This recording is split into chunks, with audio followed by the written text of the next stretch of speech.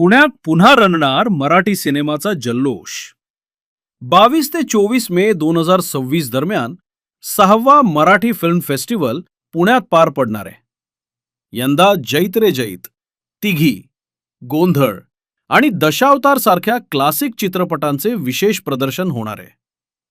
महेश मांजरेकर, अमृता सुभाष, गिरीश कुलकर्णी, सिद्धार्थ जाधव यांच्यासह अनेक दिग्गज कलाकार या महोत्सवात सहभागी होणार आहेत. म्हणजे ज्या संहिता आहेत किंवा दिग्दर्शक जे वेगवेगळ्या पद्धतीने प्रयत्न करतात ती डेफिनेटली मला खूप चांगली ताकद वाटते. म्हणजे अगदी आत्ता रिसेंटली राजा शिवाजी जो चित्रपट आहे आणि त्याच्यामध्ये रितेश देशमुख यांनी ज्या प्रकारे इन अ वे तो कमर्शियली खूप चांगल्या प्रकारे त्याची बांधणी पण केली, वेगवेगळे हिंदीतले ॲक्टर्स पण आणले, त्याच पद्धतीने आपल्याकडे इतर पण आता मग त्याच पद्धतीने हेमंत ढोमेनी ज्या पद्धतीने अत्यंत आपल्या मातीशी नाळ असलेली एक कथा घेऊन त्यातही वेगवेगळ्या प्रकारच्या ॲक्टर्सची बांधणी केली होती. तर दिग्दर्शकांचे हे जे वेगवेगळे प्रयत्न असतात तो मला डेफिनेटली मला असं वाटतं की ती खूप जमेची बाजू आहे आपल्या ह्याच्यामध्ये. आणि तितकीच तू कमतरता म्हटलीस तर मी असं म्हणेन की अजून मला असं वाटतं की आपल्याकडे वेगवेगळे अजून जॉनर ट्राय केले जात नाही. तर ते जितक्या प्रकारे होईल म्हणजे अगदी जसं आता ते प्रयत्न होत आहेत, म्हणजे दशावतार सारखी पण फिल्म एका पद्धतीने येते आणि त्याच प्रकारे उत्तर सारखी फिल्म पण येते सो त्याच वेळेला. सो मला असं वाटतं की हेही प्रयत्न होत आहेत, पण जितके आपण जॉनर वेगवेगळे आपण ज्या प्रकारे काम करू त्याच्यामध्ये दिग्दर्शक ज्या प्रकारे करतील तर मला असं वाटतं की अजून वेगवेगळ्या पद्धतीचे सिनेमे बनतील आणि लोकांना ते बघायला यायला आवडेल. सतत चांगले सिनेमे मराठी येणं, चांगले म्हणजे फक्त आशय म्हणून चांगले नाही तर प्रेक्षकांना पण आवडतील त्यालाही आपण चांगलं मारायला पाहिजे. त्या दृष्टीने दोन गोष्टी प्रेक्षकांसाठी केल्या पाहिजे.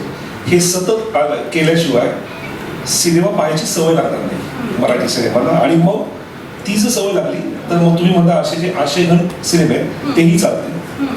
मी अनेक वेळा वरून आम्ही सगळेच बोललोय, पण 2012-13 जेव्हा ते वातावरण आलं आणि खूप सिनेमे म्हणजे टाइमपासही चालत होता, डबल सीटही चालत होता, पण त्याचमध्ये आशयघन किल्लाही चालत होता आणि फॅमिली पण चालत. तर ती जी सवय लागली आहे ती सवय आपण इंडस्ट्री म्हणून लावणं गरजेचं आहे प्रेक्षकांना. यासाठी जबाबदारी आहे.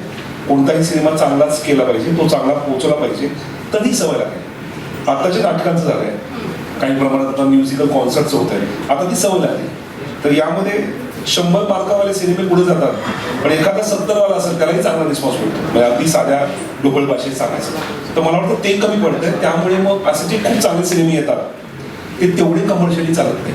पण हेच आपण पाहिलं तर मल्याळम सिनेमाने होत नाही, कारण तिथे तेवढे चांगले सिनेमे सतत येत असल्यामुळे अशी आशयघन आपण थोडंसं त्यांना पर्सनल फिल्म आहे, पर्सनल विषय आहे, थोडं फेस्टिवल झोन आहे, एक्सपेरिमेंटल आहे, ह्याही सिनेमे चालतात. तर मला वाटतं ते कारण जास्त होत असतं. म्हणजे निदान मराठी इंडस्ट्री बायकांना काही वेगळे मापदंड लावून काही ऑफर दिल्या जातात वगैरे असं अजिबात होत नाही. आणि माझं एक ठाम म्हणणं आहे की जर ॲक्ट्रेसमध्ये जर टॅलेंट असेल तर निर्माता दिग्दर्शक त्या ॲक्ट्रेसला व्यवस्थित रोल देऊन व्यवस्थितपणे प्रोजेक्ट करतात असं मला वाटते. कारण मी आतापर्यंत ज्या सगळ्या चांगल्या ॲक्ट्रेसेस बघितल्या आहेत, म्हणजे मुक्ता बर्वेपासून आता पूजा आहे आपली किंवा माझ्याबरोबर प्रार्थनाने आता काम केलं आहे, छान व्यवस्थित सगळं असतं.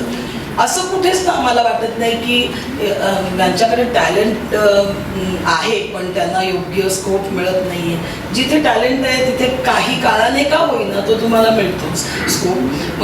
मला याहीपेक्षा तुझे याला हा प्रश्न जो विचारलास ना की काय कमतरता आहे, मला असं वाटतं की आपल्याकडे सगळं चांगलं आहे मराठीमध्ये. आपल्याकडे उत्तम संहिता आहेत, आपल्याकडे दिग्दर्शक छान छान आहेत, आपल्याकडे सिनेमॅटोग्राफर्स पण खूप चांगले आहेत, कलाकार मंडळी चांगली आहेत. आपलं अर्थकारण नाही बस हे माझं मूळ म्हणजे सगळ्या ह्याचं मूळ जर म्हणशील तर ते आहे आपलं की आपण जर जास्त खूप प्रमाणाच्या बाहेर खर्च केला तर तो वसूल होत नाही. म्हणून आपण बजेटमध्ये फिल्म बसवायचा प्रयत्न करतो आणि बजेटमध्ये फिल्म बसली की त्याला थोडेसे लिमिटेशन्स येतात.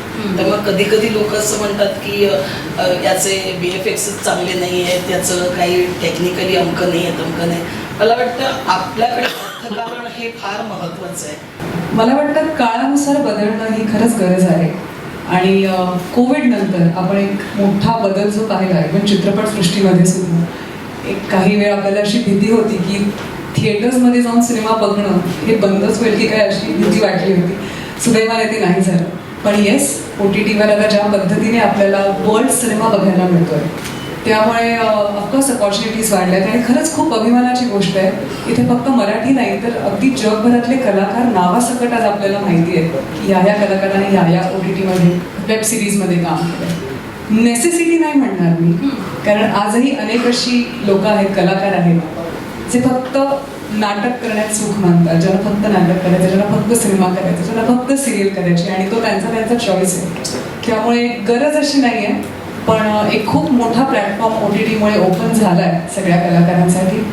तर मराठी कलाकार त्याच्यात जर पुढे असतील तर ऑफकोर्स आपल्यालाही बघायला लागेल. सो या काळाची गरज असं नाही, पण अपॉर्च्युनिटी वाढली आहे डेफिनेटली. यंदाचा विशेष मान मिळणार आहे ज्येष्ठ अभिनेत्री सुहास जोशी यांना लाईफ टाईम अचीव्हमेंट अवॉर्डने. शॉर्ट फिल्म स्पर्धा, पॅनल डिस्कशन्स आणि नव्या कथांना व्यासपीठ देणारा हा उत्सव मराठी सिनेमाच्या सर्जनशीलतेचा मोठा सोहळा ठरणार आहे.